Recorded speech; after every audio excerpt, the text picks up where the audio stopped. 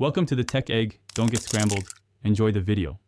You begin by confirming your Roblox login and why phone verification matters.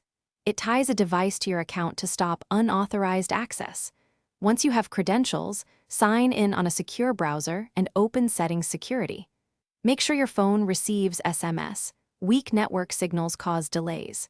Now choose Add Phone Number and enter the number exactly. You act now so the account registers a trusted contact technique, which prevents repeated security notifications and makes future recovery faster.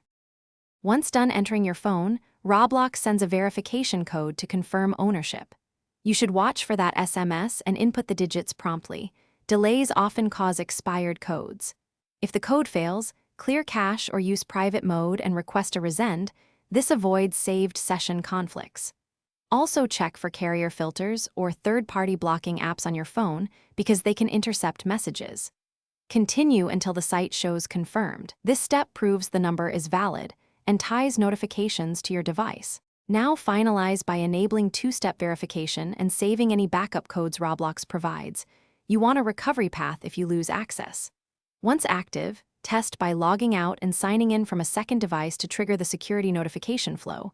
This verifies everything works.